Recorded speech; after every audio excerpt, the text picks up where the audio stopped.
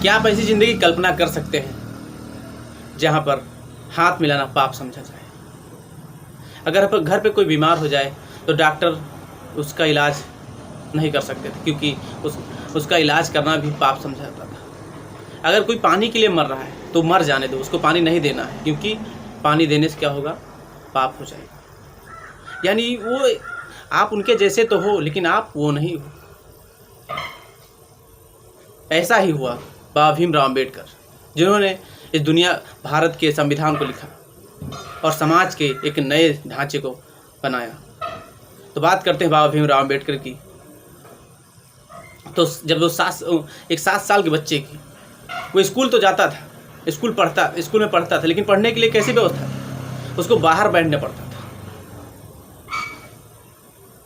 अब सोचो, अगर आप आपका बच्चा स्कूल जाता है और उसे बाहर बैठना पड़े, सबके साथ में से पढ़ना नहीं, तो क्या वो पढ़ पाएगा? शायद नहीं। लेकिन उन्हें बाहर बैठना पड़ता था। अगर पानी पीना है तो वो जो वहाँ के स्कूल का प्यून था, वो ऊपर से पानी उसके गिलास में डाल देता था। मटका वो छू नहीं सकता था। और साथ के बच्चे क्या करते थे? साथ के बच्चे पेन से उसके जो है कहीं कपड़े फाड़ देते थे, कभी किताबें फाड़ देते थे, स्याही उस पर ना देते थे, तो वो बहुत दुखी हो जाते थे। तो सोचो ऐसी परिस्थितियों में, और जो टीचर था उल्टा उनको मारने, कुछ कहने की बजाय वो उन्हें ही जो है डांटता था। तो ऐसी स्थिति में शायद कोई पढ़ ना पाए, क्योंकि अगर बार बार ऐसे एक बच्चे के ऊपर ऐसी मानसिक परेशानी होगी तो कोई भी बच्चा या कोई भी व्यक्ति शिक्षा नहीं ले सकता। लेकिन उन्होंने ऐसा किया, और इसी के क्रम में उन्होंने आज इतनी डिग्रियां ली, लगभग 26 डिग्रियां उनके नाम हैं। 26 डिग्रियां उन्होंने ली। इसके अलावा लंदन स्कूल ने उन्हें डॉक्टरेट ऑल साइंस का जो है पदवी दी, जो आज तक किसी और को नहीं दी गई। तो ये उनकी यूनिक है। भारत के जो फेडरल बैंक यानी रिजर्व बैंक ऑफ इंडिया है, इसकी भी ये इसके ऊपर भी उन्होंने 2 बुकें लिखी। वो भी रिजर्व बैंक ऑफ इंडिया के जो ढांचा है, भारत का बैंकिंग सिस्टम है, ये भी उन्हीं की देन। तो एक महान अर्थशास्त्री भी थे, महान समाज सुधारक डॉक्टर भीमराव अम्बेडकर, टीचर। तो ऐसे तमाम पदों से, तमाम चीज़ों से उन्हें नवाजा गया। आपको एक घटना बताते हैं। जब वो विदेश पढ़ने गए थे, तो विदेश में क्या करते, जब वहाँ पर वो क्या करते, लाइब्रेरी में ही खाना खा लेते थे, क्योंकि कैंटीन में उनके पास जाने के पास क्या कहते हैं, एक बार जो वहाँ की लाइब्रेरी ने पूछा कि आप यहाँ खाना ना खाया करें, आप वहाँ खाना कैंटीन में क्योंकि ये खाने की जगह नहीं है। तो उन्होंने कहा मैं वहाँ पर खाना नहीं खा सकता, क्योंकि वो मैं यहाँ खर्चा नहीं उठा सकता वहाँ का। तब लाइब्रेरी ने खुद घर से खाना बना के उन्हें देने लगी। तो ऐसी स्थितियों में सोचो, समाज की महिलाओं को कोई सम्मान नहीं था, महिलाओं को उन्होंने सम्मान दिया। तो ये कुछ ऐसी स्थितियों में झेलते हुए उन्होंने कुछ ऐसा किया कि शायद कोई कर नहीं सकता। ऐसी स्थिति में सबको जीने का अधिकार दिया, समाज को एक नई चेतना दी। जो समाज बहुत ही खिन्न था, समाज को यानी कि ऐसी स्थिति थी कि लोग ना जी पाते थे ना मर पाते थे। छूना ही जो अपराध था, तो फिर क्या था।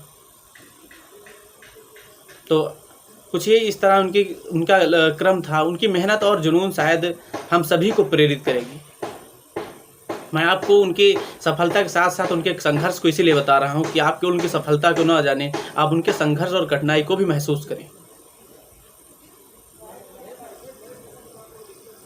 बात करते हैं फिर उनका क्या योगदान रहा हम लोग जीवन में। तो उन्होंने भारत के केवल दलितों के लिए नहीं काम किया, केवल दलितों के लिए उन्होंने काम किया, उन्होंने समाज के सभी वर्गों के लिए काम किया। उनकी सोच नहीं थी कि केवल दलित हो, उनकी सोच थी कि समाज के सभी वर्गों को जो है बराबर या समानता का अधिकार मिले। उन्होंने समानता की बात की। महिलाओं को इंस्टीट्यूशन में जहाँ बराबर जो है नौकरी दी जाए, तनख्वाह बराबर दी जाए, क्योंकि महिलाएं भी समाज का अभिन्न हिस्सा है, उन्हें भी बराबर तनख्वाह मिलनी चाहिए। तो इसलिए उन्होंने महिलाओं को भी जो है समानता दी। दलितों के लिए काम किया, दलितों के लिए संघर्ष उन्होंने किया। शायद इसी के लिए वजह से हम लोग या जो दलित हैं, जो पिछड़े लोग हैं, वो समाज में उन्हें हिस्सा मिल पाया है। उन्हें भी अपने जीने की आज़ादी मिल पाई है, अपनी बात को कहने की आज़ादी मिल पाई है। ये योगदान रहा। दोस्तों, ऐसे महान शख्स की बहुत सी बातें हैं जो ना तो मैं वर्णन कर पाऊँगा, ना छोटे इतने वीडियो में आपको बता पाऊँगा।